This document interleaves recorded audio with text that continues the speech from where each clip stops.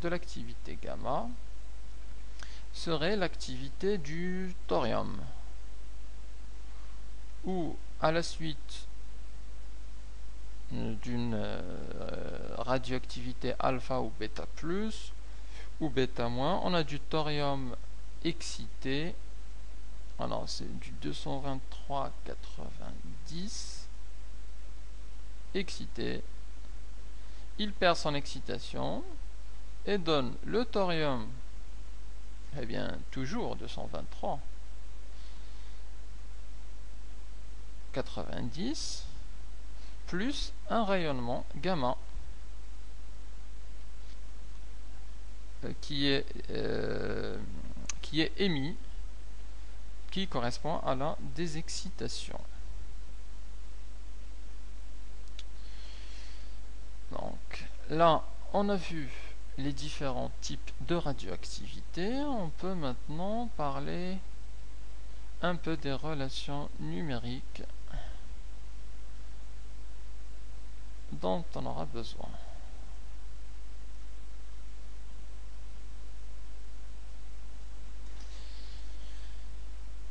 Alors on sait tout d'abord que la radioactivité est un phénomène aléatoire pour un noyau. Cependant, si on considère un nombre important de noyaux, cette transformation nucléaire suit des règles, et des règles assez précises. Alors, notons cette remarque. La radioactivité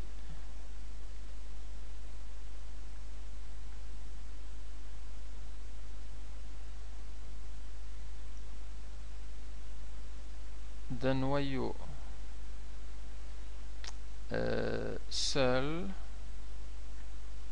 est aléatoire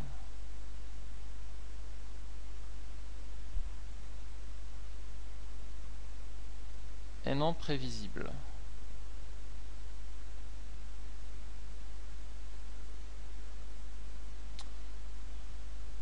Cependant,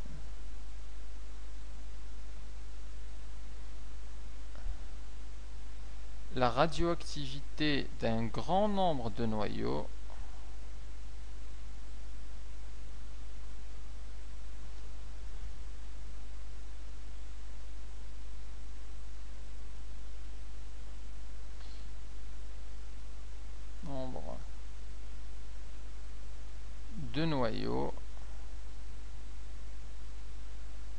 est prévisible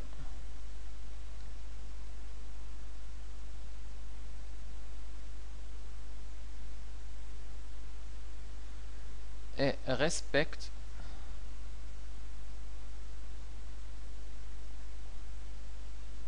des règles.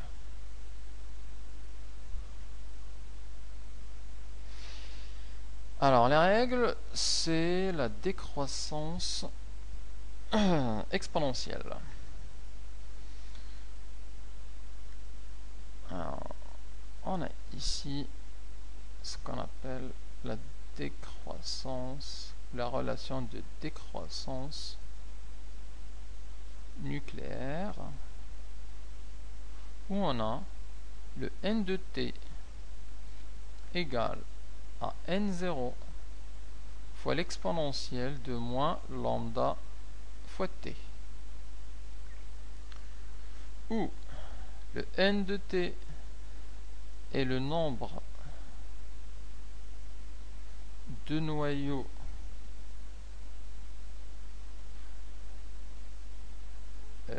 restants, donc radioactifs restants,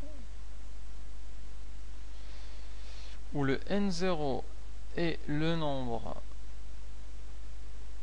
de noyaux initiaux, où lambda est une constante qui dépend du noyau radioactif, qu'on appelle la constante radioactivité ou la constante de désintégration. De désintégration. T étant le temps. Alors on a cette relation, c'est une relation exponentielle, décroissante. Avant de la dessiner, je dirais que la constante de temps ici a pour unité la seconde moins 1. Alors que les nombres de noyaux, c'est un nombre qui n'a pas d'unité. Alors, la décroissance, si on veut tracer cette fonction, c'est une fonction, donc on peut la tracer dans un repère. On a ici le temps, on a ici le n de t. Cette fonction, elle commence à t égale à 0 à une valeur n0, c'est la valeur, c'est le nombre de noyaux initiaux, et elle décroît d'abord très vite, ensuite plus lentement, jusqu'à atteindre le 0 à l'infini.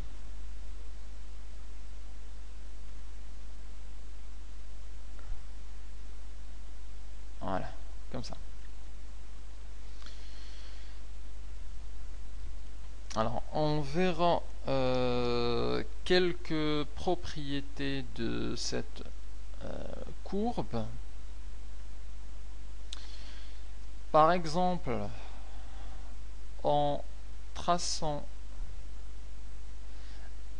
la tangente à cette courbe à l'instant t égale 0, cette tangente, elle coupe l'axe du temps en un point. Cette valeur-là, c'est ce qu'on appelle taux. Où taux est la constante de temps. Constante de temps qui est différente du lambda. Il y a une relation entre les deux, et les deux sont différentes. La constante de temps est la communauté, le second. Plutôt la seconde. Quelle est la relation entre lambda et taux? On sait que le taux c'est égal à 1 sur lambda. Le taux c'est l'inverse du lambda. Donc on peut graphiquement dessiner la tangente, calculer le taux et à partir de là retrouver le lambda.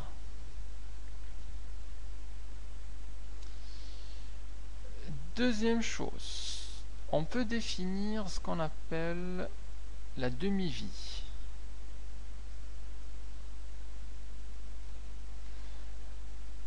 Alors,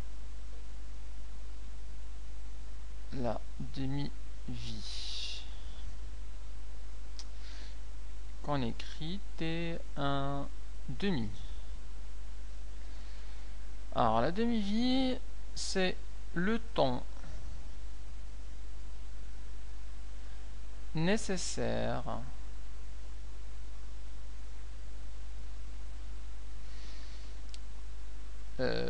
pour la désintégration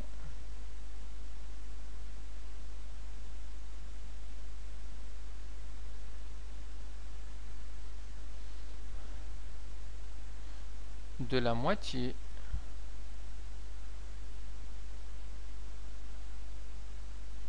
d'un échantillon.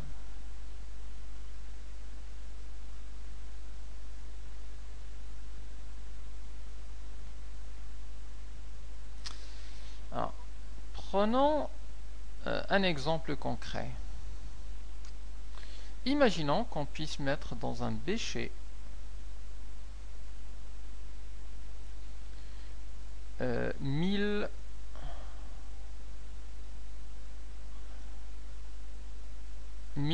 noyaux radioactifs.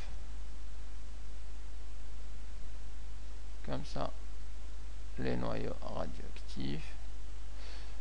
Des noyaux radioactifs, et je prends l'exemple déjà vu de l'activité alpha dont on a parlé, c'est le polonium.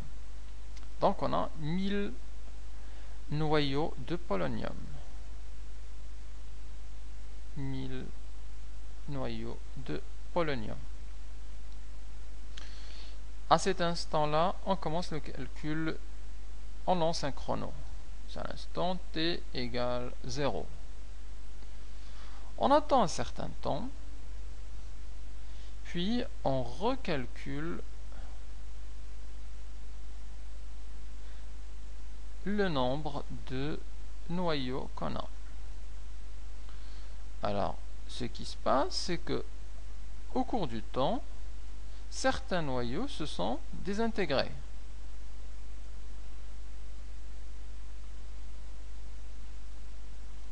Et donc, il y a apparition de nouveaux noyaux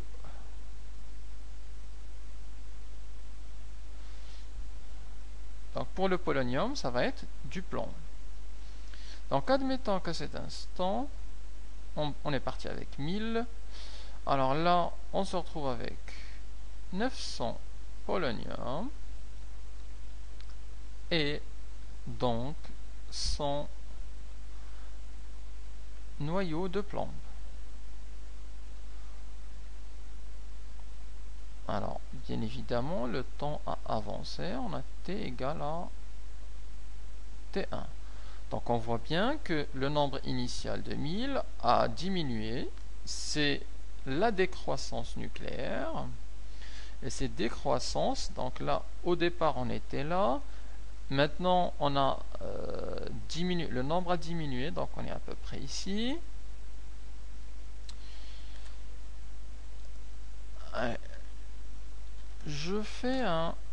J'attends encore un petit peu. Et il se trouve que maintenant, j'ai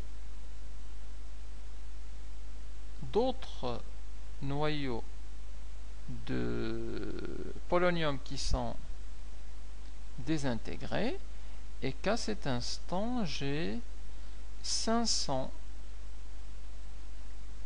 plombes et 500 polonium. Alors, à cet instant-là, le T égale à T2, c'est cet instant-là qu'on appelle la demi-vie. C'est-à-dire partir de 1000 et arriver à 500, à la moitié. Donc la moitié se sont désintégrés, il reste la moitié. Et c'est ce temps-là qu'on appelle le T1 demi. Bien évidemment, si on attend assez, on se retrouvera avec la totalité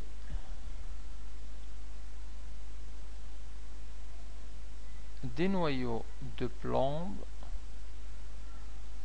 désintégrés donc en de polonium désintégré en plomb. Donc du plomb, donc 1000 dans ce cas-là.